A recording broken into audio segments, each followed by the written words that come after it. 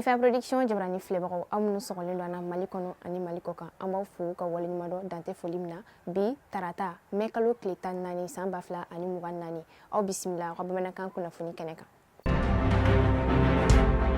Ka kɛɲɛ ni sigikafɔ ye sigikafɔ min bɛ wele ko dialogue intermalien ale kun cɛra an fɛ yan nɔ Bamakɔ kuluba mai kalo tile 13 san 2024 o hukumu kɔnɔna na fɛn min ye an ka jamana ɲɛmaa colonel Assimi Goïta ye sɛbɛn dɔ dira ale ma sɛbɛn min bɛ wele rapport fin du dialogue intermalien o sɛbɛn kun tɛ dɔwɛrɛ yira bɛn ale ni kelenya ka sabati an ka jamana kɔnɔ o sigikafɔ kun cɛli hukumu kɔnɔna na fɛn min ye an ka jamana gouverneur an ka jamana ɲɛmaa kɔrɔw ale ni an ka jamana diinɛmɔgɔw ma caman kun bɛ a kɛnɛ kan.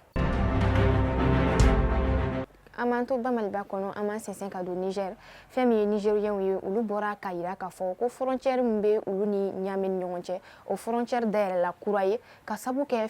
Faransi finitigilaka minnu bɛ o dugukolo kan olu ka tagali kow la ani a yirala k'a fɔ ko Faransilakaw ka finitigilakaw ka dagayɔrɔ 9 o de tun bɛ Niger ale ni Niamey frontière ni ɲɔgɔn cɛ o kɛra sababu ye Faransɛw kɔni olu wulila u n'u kunda u ka dugu kan.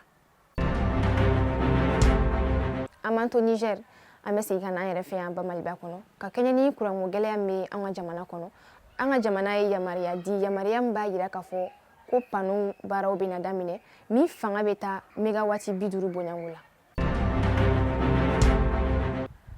Mali kunnafoni bulonso min bɛ wele ko ORTM ni ale directeur ɲɛmaa ye Alassane Diombele ye a bɔra ka kunnafoni dɔ di kunnafoni min b'a yira fɔ ko musow jɔyɔrɔ kan ka ye kosɛbɛ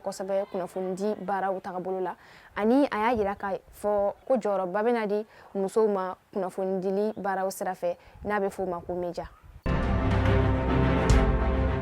Nin de bɛ dansigi an ka bi bamanankan kunnafoni kɛnɛ kan an tɛ sɛgɛn an tɛ ɲinɛ an b'a fɔ aw sɔgɔlen ka to an na sanga ni wagati an b'an ka dibila baarakɛlaw fo k'u waleɲuman dɔn an b'a fɔ aw k'an bɛn sanga wagati wɛrɛ la.